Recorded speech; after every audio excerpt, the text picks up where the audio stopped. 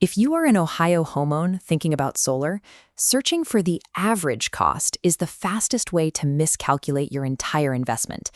This graphic shows Columbus benchmarks. The average quoted system sits around 13 kilowatts, with a pre-incentive price near $36,000, or $2.77 per watt. But actual contractor proposals often come back noticeably higher, or structured differently than baseline averages. It is easy to look at that gap between an internet estimate and a real proposal and assume the difference is entirely contractor markup. In reality, the difference between a cheap estimate and a viable quote comes down to project scope. A baseline price assumes perfect conditions: a flawless roof, a modern, ready electrical panel, and standard permitting with zero hurdles. It intentionally leaves out the hard realities of retrofitting an existing house. If your home requires a main service panel upgrade, a roof replacement, or complex trenching runs, those base numbers become irrelevant. Treating a solar installation like an off-the-shelf appliance guarantees sticker shock. It is a highly customized, property-level construction project. The first major driver of your final price is system size, and it is consistently the most misunderstood step of the buying process. Installers do not size a solar array based on the square footage of your home.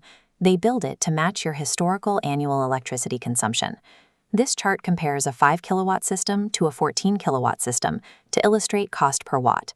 Small systems have lower total prices, but higher costs per watt. Fixed project costs like permitting, system design, and truck rolls do not shrink just because you bought fewer panels. By contrast, if you build a 14-kilowatt system to handle high-usage demands like electric vehicle charging or electric heat, those same fixed soft costs are diluted across a much larger array. Shopping strictly for the lowest total price is dangerous. It often results in contractors quoting undersized equipment that fails to make a meaningful dent in your actual utility bill. Paying a higher upfront total for a system accurately matched to your consumption yields a much stronger long-term return on investment than a cheap system that leaves you dependent on the grid. The physical condition of your roof is the single most underestimated variable in Ohio solar pricing. The ideal, cheapest installation scenario is a straightforward asphalt shingle roof with clean, unshaded, wide-open planes. But introduce complex geometry, steep pitch changes, multiple planes, dormers, and valleys, and you immediately reduce layout efficiency and spike the required labor time. Beyond the shape of the roof, there is the age of the materials. This introduces the hidden liability of the re-roofing trap. Installing solar on aging shingles means you will likely have to pay thousands of dollars to remove and reinstall the entire solar array a few years later, just to replace the roof beneath it. Low-end online estimates ignore the remaining service life of your shingles entirely, just to make the initial quote look attractive. Accepting a cheap solar quote on a dying roof creates a massive, delayed financial liability. Moving from the roof into the basement, we hit the next hurdle, your main service panel. Every solar project is a grid-tied electrical interconnection that happens to sit on your roof. Many older homes in Columbus simply lack the breaker space or modern amperage capacity to safely handle power backfeeding from a new solar array. Upgrading an outdated electrical panel is a distinct, non-optional hard cost driven strictly by local building codes and safety requirements. Absorbing this heavy upfront cost is often mandatory. It ensures your solar system is compliant today and successfully prepares the home for heavy upcoming electrical loads, like high-speed EV chargers and electrified heating systems.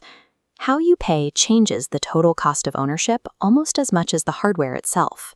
A cash purchase provides the cleanest long-term value because it avoids interest drag entirely. A solar loan makes it accessible upfront, but extends the break-even timeline because of embedded lender fees. This timeline graph tracks a massive, time-sensitive variable. The federal residential clean energy credit drops to 0 for properties placed in service after December 31, 2025, while the reliance on actual utility savings spikes sharply upward. Projects installed after 2025 can no longer rely on a large government subsidy to mask inefficient system designs or absorb high financing fees. The economic weight shifts squarely onto exact system sizing and efficiently capturing Ohio's net metering credits. Without that tax credit, the margin for error vanishes. A financed system must be flawlessly matched to your household consumption, so your monthly loan payments do not exceed the actual utility savings.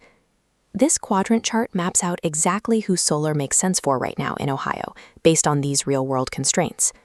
Up here in the top right is the prime candidate: properties with an open asphalt roof, a modern electrical panel, and high energy usage. For this homeowner, solar offers an immediate, predictable utility offset and an excellent long-term return on investment. Down in the bottom left is the cautionary buyer, someone dealing with an aging roof, needing a panel upgrade, and relying entirely on a loan. These buyers face steep upfront costs. They must rigorously verify their math to ensure long-term net metering credits actually outpace the heavy financing fees. Calculating the real cost of solar requires a hyper-specific look at your property's physical reality rather than a generic internet calculator. Stop guessing with statewide benchmarks. Contact Solar Panel Installation Columbus today to get a technically sound proposal based on your actual roof geometry, your specific energy use, and your electrical setup.